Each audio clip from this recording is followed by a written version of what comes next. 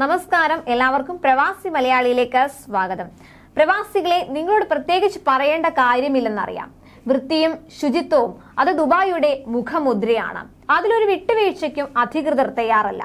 മാലിന്യങ്ങൾ വളരെ കൃത്യതയോടെ നീക്കം ചെയ്യുകയും നിർമ്മാർജ്ജനം ചെയ്യുകയും ചെയ്യുന്നു. അത് എടുത്തു പറയേണ്ട ഒരു കാര്യം തന്നെയാണ്.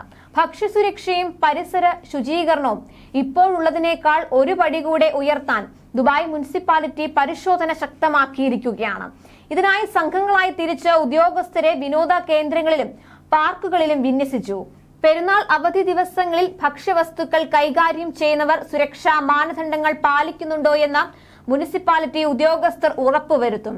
കൂടാതെ ഹൈപ്പർ മാർക്കറ്റുകൾ, ബേക്കറികൾ, ചോക്ലേറ്റ് ഷോപ്പുകൾ, റെസ്റ്റോറന്റുകൾ എന്നിവിടങ്ങളിൽ നാളെ വരെ പരിശോധന തുടരും. ഇവിടങ്ങളിൽ ജോലി ചെയ്യുന്നവരുടെ വ്യക്തി ശുചിത്വം പരിശോധിച്ച് ഉറപ്പാക്കും. പ്രധാന വ്യാപാര കേന്ദ്രങ്ങളായ fruits and vegetable market, water front market, മറ്റ് ഹൈപ്പർ മാർക്കറ്റ് എന്നിവിടങ്ങളിലും ഊർജിത പരിശോധനയാണ് ഈ ദിവസങ്ങളിൽ നടക്കുന്നത്.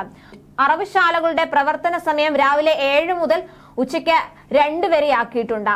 അംഗീകൃത അറവുശാലകൾക്ക് പുറത്ത് മൃഗങ്ങളെ അറക്കുന്നതിനെതിരെ ശക്തമായ നടപടി സ്വീകരിക്കും. പുറത്തിറക്കുന്ന മാംസം വാങ്ങുന്നതിനെതിരെ ബോധവൽക്കരണവും ആരംഭിച്ചിട്ടുണ്ട്. ആഘോഷവുമായി ബന്ധപ്പെട്ട മാലിന്യം കൂടുതലായി വരുന്ന സാഹചര്യങ്ങളിൽ പൊതുയിടങ്ങളിൽ മാലിന്യ സംസ്കരണത്തിന് പ്രത്യേക സംഘത്തെയും നിയോഗിച്ചിട്ടുണ്ട്. മാലിന്യ സംഭരണികൾ ശേഖരിക്കുന്നതിന് കൂടുതൽ വാഹനങ്ങളും ഏർപ്പെടുത്തിയിട്ടുണ്ട്.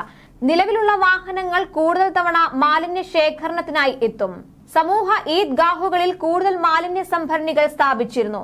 മൊത്തം 2250 ശുചീകരണ തൊഴിലാളികളെയാണ് നഗര ശുചീകരണത്തിനായി നിയോഗിച്ചിരിക്കുന്നത്. ഇതിൽ 426 പേർ സ്വകാര്യ മേഖലയിൽ നിന്നാണ്.